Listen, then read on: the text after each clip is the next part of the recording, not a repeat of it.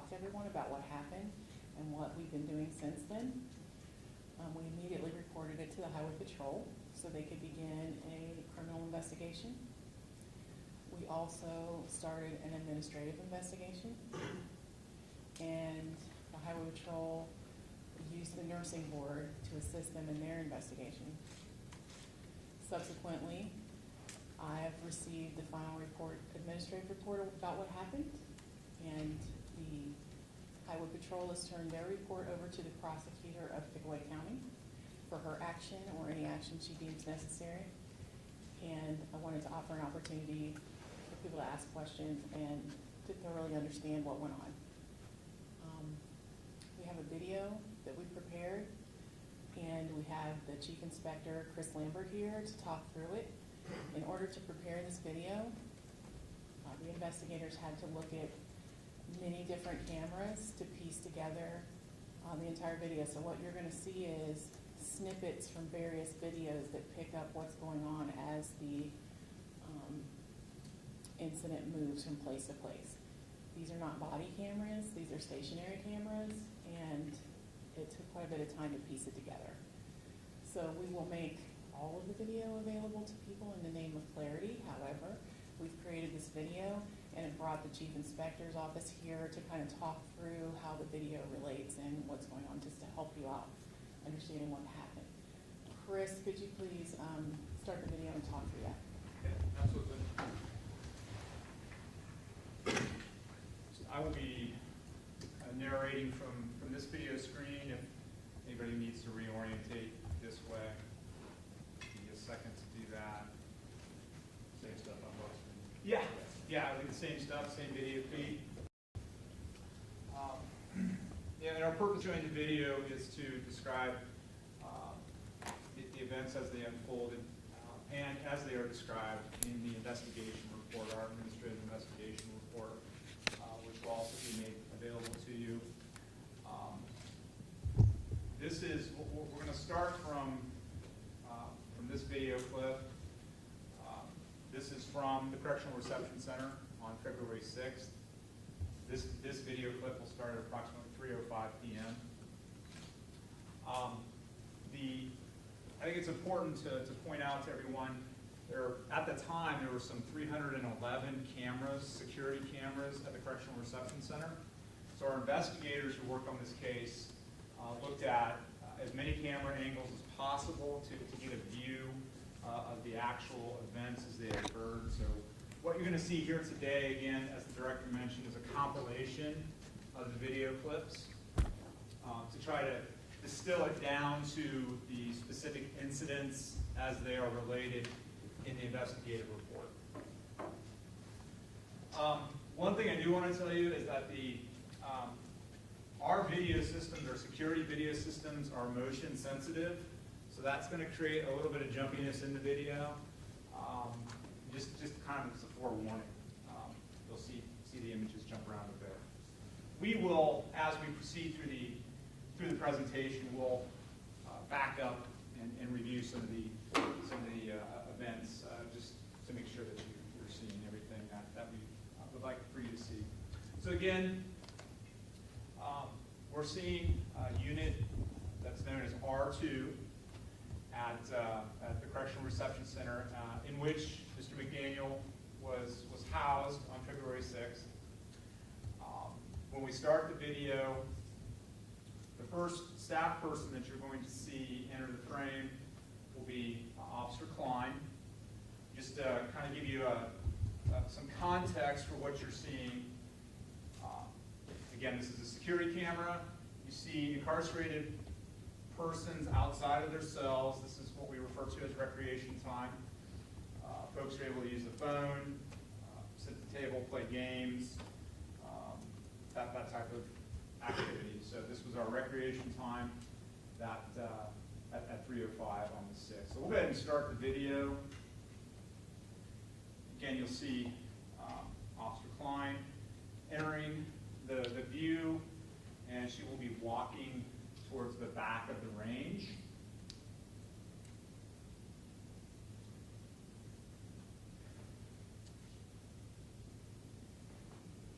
And again, just to give you some context context, it might be a good idea just to stop right here for just a second. When you see the administrative investigation report, there's use of force incident 1. You will see that momentarily. But these are the events involving Officer Klein, and then momentarily Officer Judd will enter the picture. The events leading up to that initial use of force incident number 1. We'll go ahead and play it.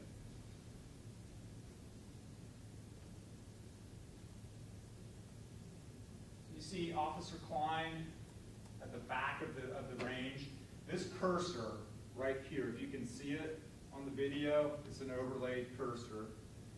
That is Mr. McDaniel's cell, second from the end. Our investigation determined that when Officer Klein was at the cell, there was a verbal confrontation taking place between Officer Klein and Mr. McDaniel. Her partner then enters the view. This is, again, Officer Judd. Because of this verbal confrontation, they make a determination at this point in time to target Mr. McDaniel for a cell search. Cell searches are intended to be random. Because of his behavior, they decided to target his cell for the search. They approach the cell and are preparing him to come out of the cell, giving him direction as it relates to coming out of the cell for a shakedown. Our investigation determined that this confrontation continued between Mr. McDaniel and the officers, verbally abusive and threatening behavior. And we'll stop here momentarily. We'd like to point out, and again, as you'll see in the report, in these events leading up to this initial use of force, our concern is that twofold with the search. One, searches should not be targeted as a response to inmate behavior. Number two, a search should not be taking place during inmate recreation time. Your focus is on the cell search and not on what is happening with the other incarcerated folks out on recreation. Those are the two preliminary concerns that we have with the officers targeting Mr. McDaniel for a cell search. The other thing is actually opening the cell door. The investigation determined that, again, he was engaged in abusive and threatening behavior directed at the officers. The appropriate course of action would have been to leave the cell secured, not open that cell door, call for a supervisor to come on scene and assess and de-escalate the situation. That is, again, more context for what you're about to see. This is where the incident number 1 will begin. So we'll go ahead and play the video.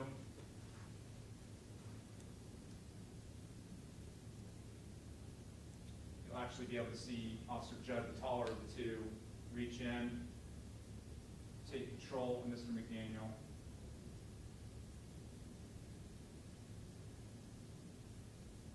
Direct him out of the cell into this wall behind the staircase. This is where incident 1 takes place. This staircase, the wall area behind the staircase. This is the only security camera view that we have. Our investigation relied on the statements provided by witnesses, including staff and other incarcerated folks. So, where we are here, prior to this image that you're seeing now, is when Mr. McDaniel was taken to that wall, the confrontation continued. It was necessary for the officers to then restrain Mr. McDaniel, and he began to fight being restrained. It was necessary for the officers to use force in order to protect themselves. If we could back that up, there's a couple things I want to point out. Let's go ahead and where they fall to the floor. As you can see, what you can see, this was a violent confrontation involving the staff and Mr. McDaniel. It's clear on this video that the three of them are falling to the floor, and that at the very least, Mr. McDaniel, potentially the other officers' heads, hit the floor, hit the wall, hit this door as part of that use of force incident. You will see this cell door at the end, not Mr. McDaniel's cell, but the cell door at the end begin to open, and a silhouette of a man will appear in the window. And that's a point I want to make here just momentarily. Right there. And what our investigation determined, what it learned from these witness interviews, was that this episode, this event was so violent that this incarcerated individual who was assigned to the cell was actually going to come out onto the range and assist the officers in help them from what was happening. That's the level of violence that we actually saw from this use of force. And as they were using force to protect themselves, we can let the video run.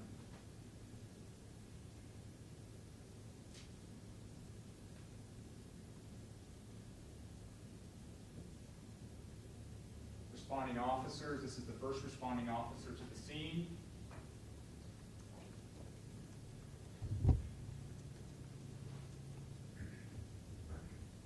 See one of the officers calling for additional assistance. Momentarily, another officer will enter the scene. Officer Roberts.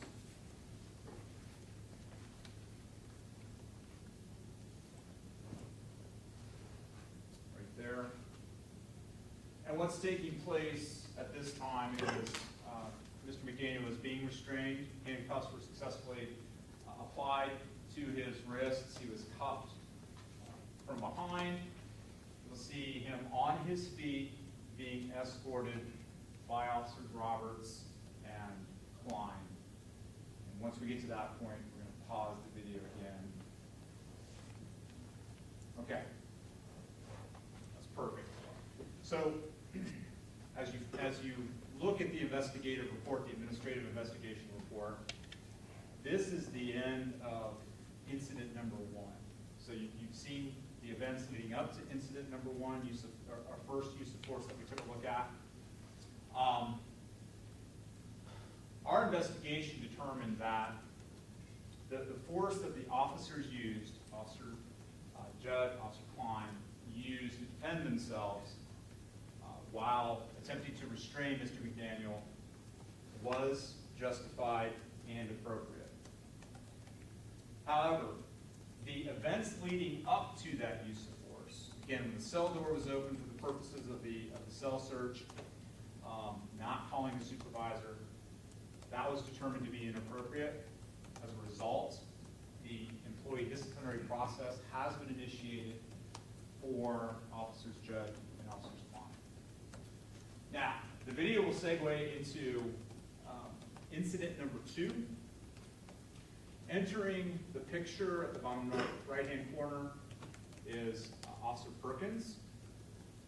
You can see Mr. McDaniel here, cuffed. He's escorted on his left by Officer Roberts. This is Officer Klein. Perkins will take over the escort of Officer Klein and immediately apply a forced escorting technique. Now, what's important, and why I bring that up, is that the investigation revealed, and you will see on the video, that Mr. McDaniel was compliant, at this point restrained, not posing a threat to any of the staff in the area. However, the forced escorting technique was applied, and you'll see he is immediately forcibly taken to the ground.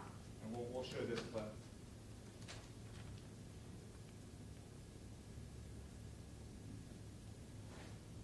Let's take another look at that so everybody understands what we're seeing.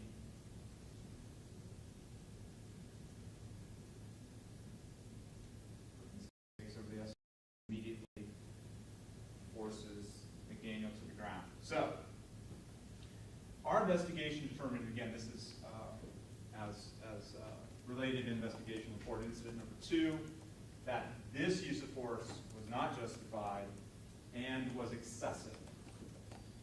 As a result, the employee disciplinary process has been initiated for Officer Perkins and Officer Roberts. The video will pick up into incident number 3, use of force incident number 3. We'll see Mr. McDaniel brought to his feet. He is being escorted now by Roberts still, but Officer Causey takes over the escort along with Roberts. And as you can see, they have him, they're using a forced escorting technique. They have him under control. We switch our camera views. This is the outside of R2, Unit R2, the housing unit, which you just saw the activities. I want to draw your attention. You can see a cursor here. We overlaid this cursor on the video. Draw your attention between this cart and this trash bin. There's a snowbank here. This is a walkway, a paved walkway that's been cleared of snow. You will see McDaniel being escorted by Causey and Roberts. Again, this is incident number 3. Our investigation determined that at no time did he pose a direct threat to the safety of the staff around him, nor was he resisting the escort. And again, he is still cuffed. So we'll play the video, and you can see this forcible takedown.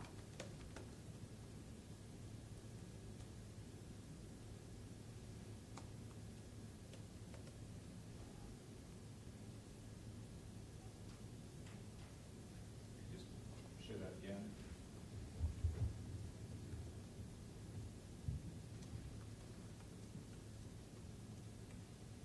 All right, we'll pause it here. So our investigation has determined that there was just simply no justification for forcibly taking Mr. McDaniel to the ground. The force used was excessive. As a result of that, the employee disciplinary process has been initiated for Officers Roberts and Causey related to these events. Now, How many guards is that taking you down there? Is that just one? there are 2. 2 on top of McDaniel, or? Yes. Yep.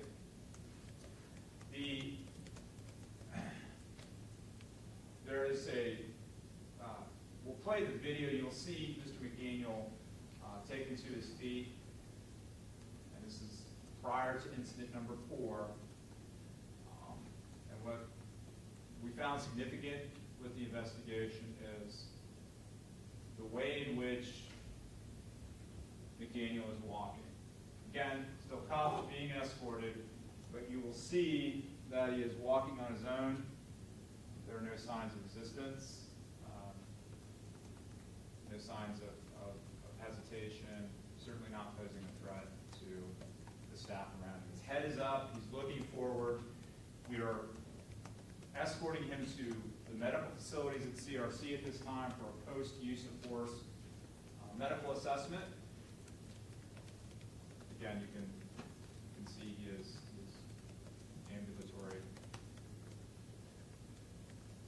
Now, we pause the video here just for purposes of presentation. This is Mr. McDaniel. To his right is Officer Causey. On his left is a Ohio National Guardsman who was assigned to CRC at the time. Momentarily, the video gets a bit jumpy here. You will see Officer Edwards assume the escort of McDaniel, and immediately when he does so, assumes a forcible escorting technique. And that will lead into a forcible takedown, which is incident number 4. So we can play the video. So right here, Officer Edwards is taking over the escort. McDaniel is forcibly taken to want to play that again.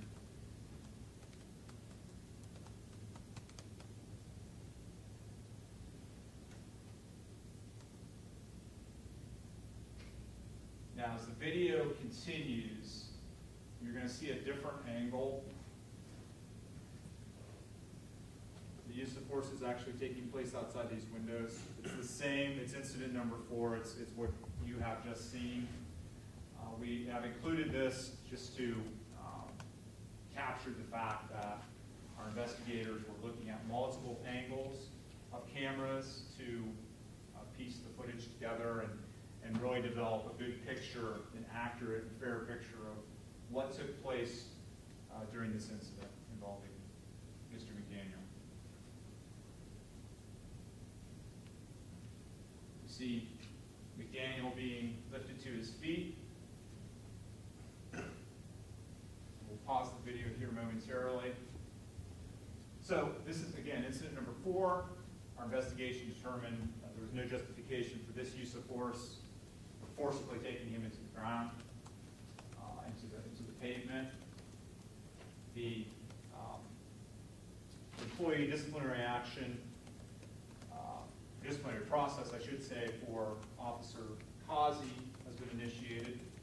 Officer Edwards resigned his position with the department prior to the completion of the investigations.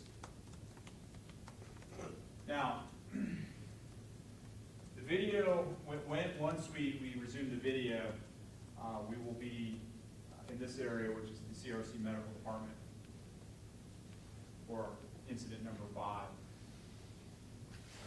Between incident number 4 and incident number 5, the continuation of the walk to that medical department, Mr. McDaniel collapses and falls to the ground about another 10 times. We determined these were not uses of force. He wasn't forced to the ground, he collapsed. But from this point to where you see the number 3, this area here, he collapsed 10 additional times. We'll go ahead and play the video. So this is Mr. McDaniel being brought into the medical facility at CRC.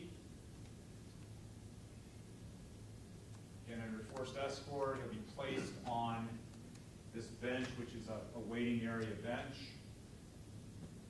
He'll be awaiting his turn for a post-use of force medical assessment.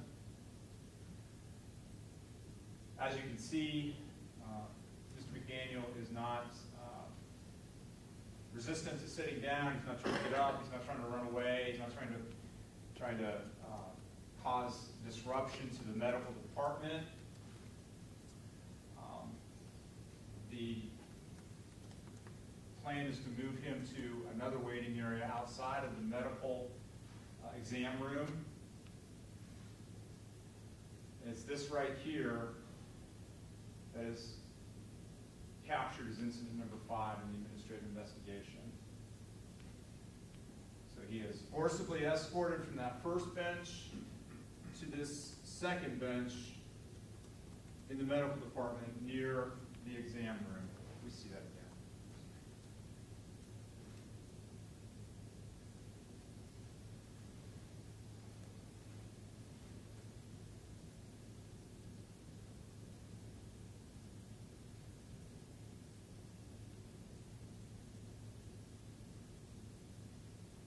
So our investigation determined what you're seeing in terms of this forced escort from this bench to the second bench was a use of force. Further, we determined this use of force was not justified. There's simply no reason to use force on him to move him from the bench.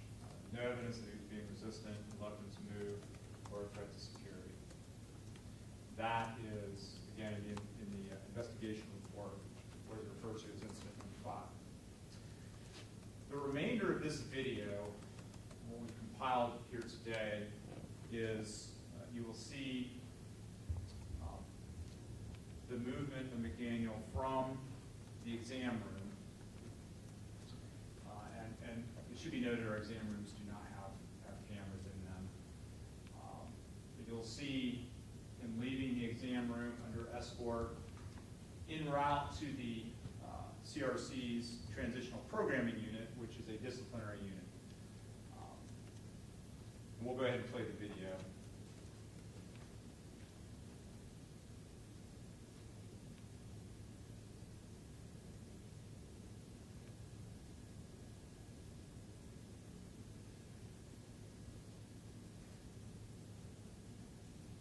He is leaving the assessment room. Being brought through the waiting area that you saw earlier.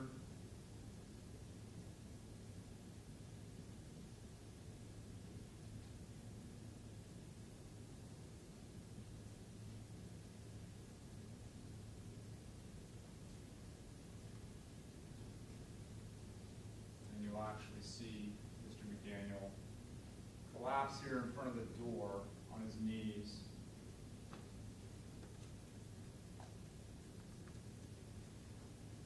Pause right about here. This is Lieutenant Brown.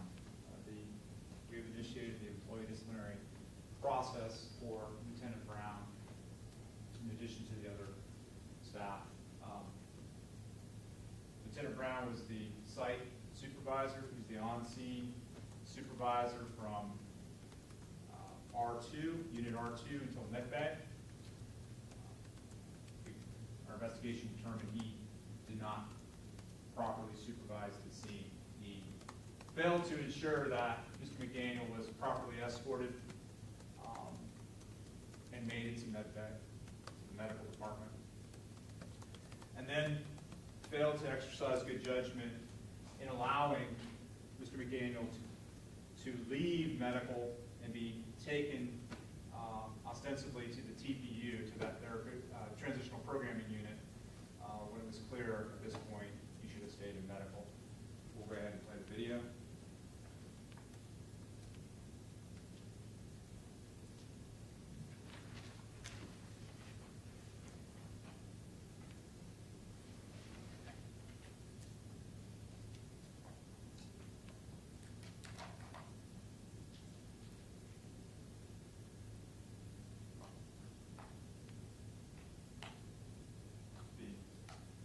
Taken out of medical,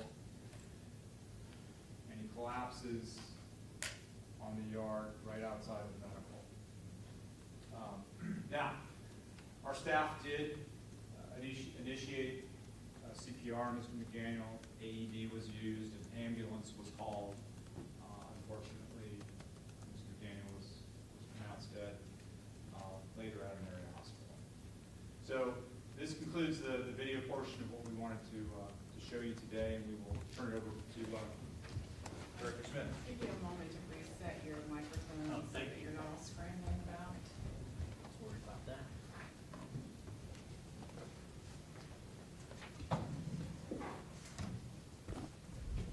That was my chair. That's okay.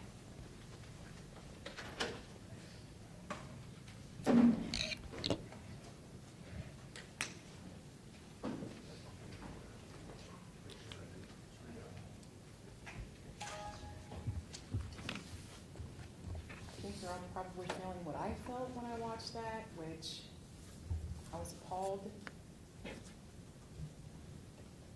It's not what we train people to do. It's not what our policy says, but it is what happened. Not everyone is suited to correctional work. And those who are not suited, we need to remove.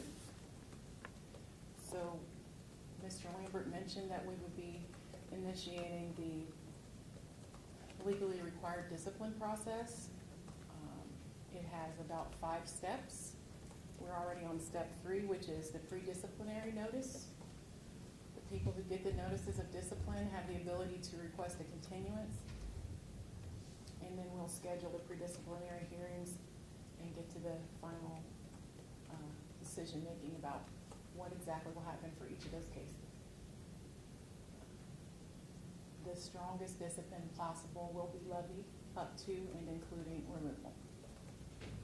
In addition to that, the prosecutor has received everything for her decision-making about what it is that she would like to do and thinks is appropriate moving forward. The fact that someone was allowed to hit the ground 16 times is ridiculous. There were golf carts available, there were other options. The nursing staff could have come to him. That is a lack of a scene supervisor taking control and making appropriate decisions. There's just nothing about this that's okay. It does not comport with what our department is about. I'll take questions now. Why was the beating, the first beating took place out of sight of the camera, under the stairwell? It looked like they returned to under the stairwell. Was that purposeful on the part of Klein and Jones? So when they went under the stairwell, I think because of all the forwarding and back, you might have thought that there was a return to it. There's just one time under the stairwell. One of the reasons I believe that that institution does not permit people to do cell searches during recreation is that the doors are all just very close together, and there really isn't any place to handcuff someone on the wall when the doors are unlocked. That is an appropriate place to do that. Therefore, you're not supposed to take people out, right, during recreation. They did take someone out during recreation, so if you see all the doors that are able to be open and are all unlocked at the same time, that's the biggest stretch of wall there is that's not part of a door.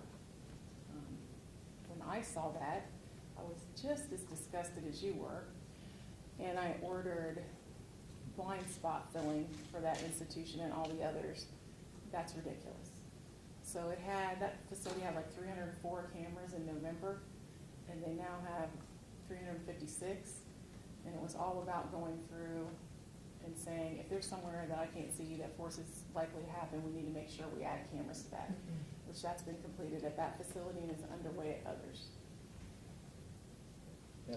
Did those officers know that was a blind spot? Is that, was that deliberately happening behind I that stairwell? can't tell you what they knew and didn't know, but I think you can see where the cameras are when you work in a facility. At this point, does it appear that, the fact that so many officers were either actively or passively involved in these abuses, does that appear to point to more some kind of history with this particular inmate, sort of a vendetta or something systemic in the institution?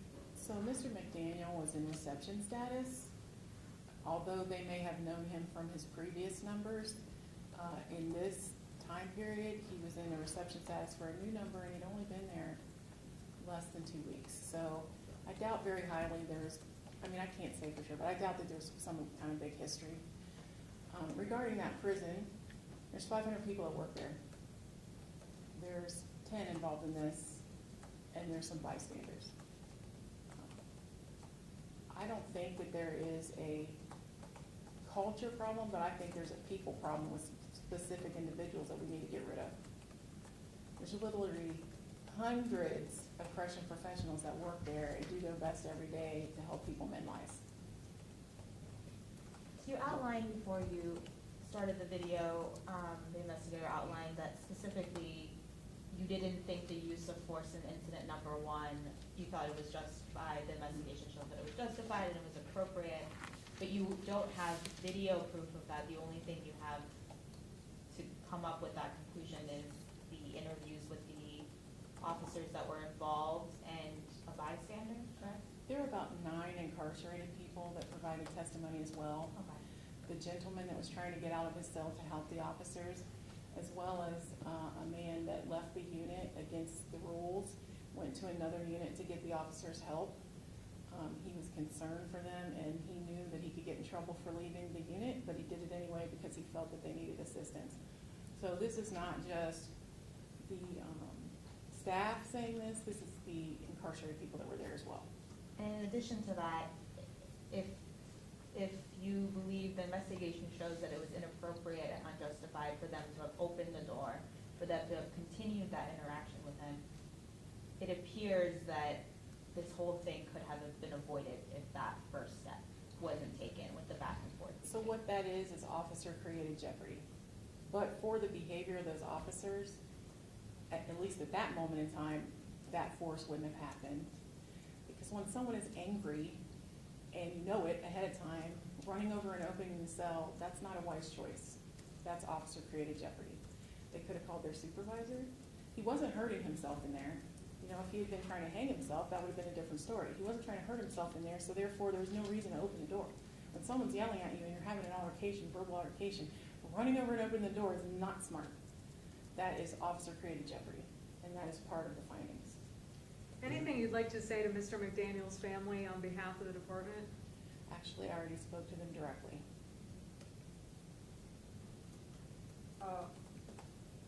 When did that happen? Because Jada McDaniel told me she did not have notice that this was happening today. That was as of yesterday afternoon. I did speak to her yesterday, and the warden spoke to her some months ago. She said she was going to have a chance to see this video as of this morning. She did not. Have you seen it? I know that our chief legal counsel did send it to her, and our goal was to have her see it before, you know, privately, so that she wouldn't have to see it publicly or on the news or get it in any kind of way. So that did have, we did send it to her. Are inmates classified with, known health conditions, and if so, would any sort of cardiovascular problems of Mr. McDaniel's, would have that been known to any of these people? I mean, to what extent? It would have been highly unlikely that they would have known about any physical problems he had. Officers become aware of people having things like diabetes or something like that because they're on special diets, so they take them to the insulin run or something like that. But people are not communicated just generally what the health conditions are of the people under their care. If it's necessary, like for dialysis or something, they know, but lots of details about the medical is not shared. Did this incident at all spur the pilot program to put body cameras on officers, or was that already in the works? Actually, it's in November, California got ordered to put body-worn cameras in one of their prisons, and that's when the concept first came to me, and we started working through that. So I would not say that it was the catalyst, but I would say that it was definitely sped it up. Do you think that everyone involved in this instance, the ones who used unjustified or excessive use of force, should they be with the department anymore, or should they be either resign or be fired? So I'm not trying to be slippery here, but if I actually say what I think right now and then it happens, they'll just say that I already had my decision made before the pre-disciplinary hearing and get their job back. So I'm not gonna tell you what I think, but when I sign off on it, you'll know what I think. There was an incident right as they were taking him outside into the snow and walking him to the medical, where it appears that, and this wasn't pointed out, but I saw it appears his head bangs against the left side of the door. Is that counted in the is that counted in the amount of time he faced any sort of physical injury? So actually, his shoulder hits the door, and he does have a large bruise after that.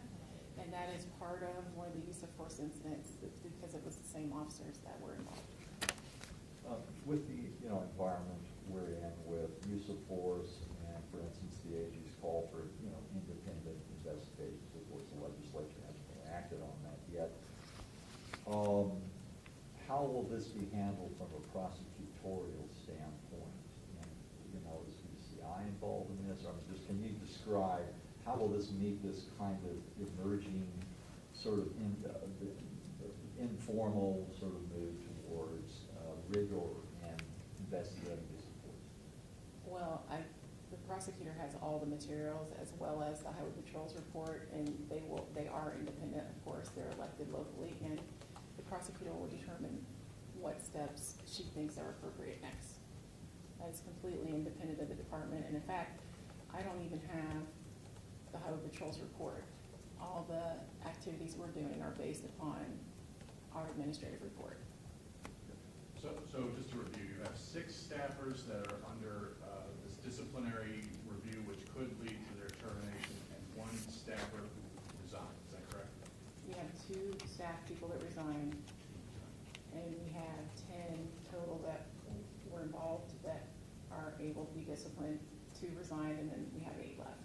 Thank you. There's also another piece of this which we have not talked about, which is the nurse who provided care after the incident and after Mr. McDaniel passed away, filled out a document that indicated that he was refusing medical care.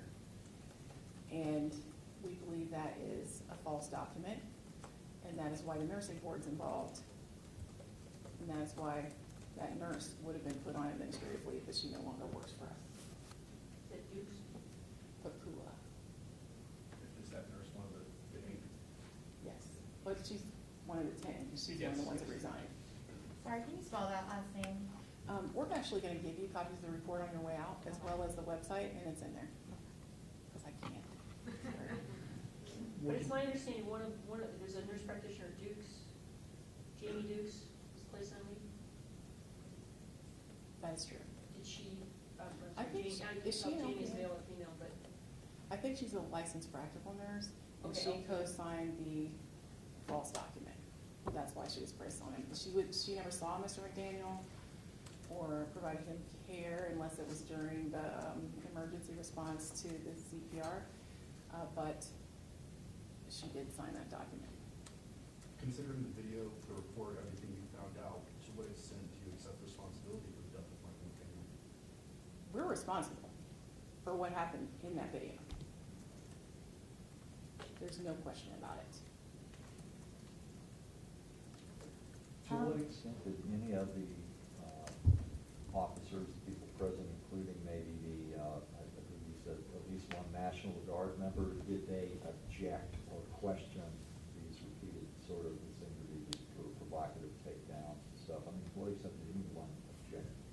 So no one in the National Guard did anything inappropriate, and they weren't involved in the totality of the incident. Like the one National Guard member was just there for a moment doing an appropriate escort, and then he was tapped out.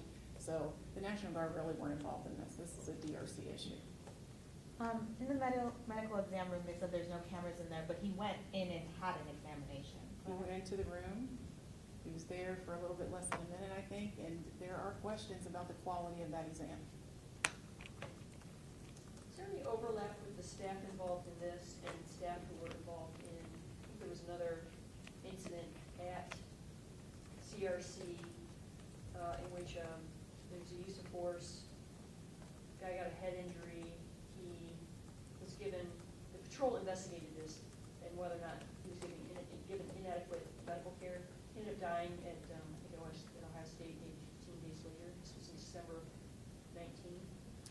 Is there any overlap, is there? You can ask follow-up questions of the comms folks, but I can't answer that question at this moment.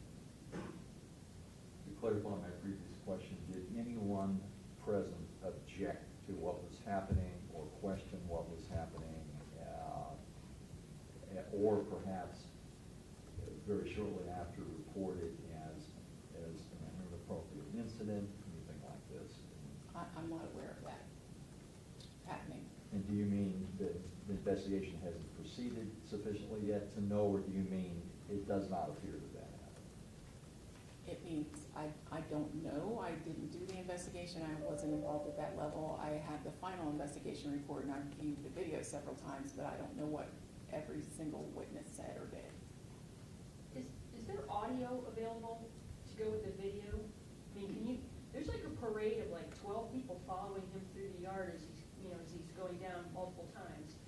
Can you hear anybody saying he knocked it off? Our stationary cameras do not have audio. Is there audio available at the incident at all? I do not believe so. I think we have time for about one more question. You mentioned changes to the blind spots in some of the camera areas. Are any other changes or policies being looked at or evaluated moving forward? Yeah, one of the things that we have discovered, and actually this happened last year as well, is that our stationary cameras are variable from institution to institution, and they only hold between 7 and 14 days, sometimes 21 days worth of footage. And so we have undertaken the procurement process to increase that to 45 days at every facility. And part of that is because sometimes an incident will happen. It's not until after maybe the complaint registers from the incarcerated person or until the investigators keep broadening the scope that they would know to go looking for the footage. So we wanted to make sure we would have footage available for things like that if something happened.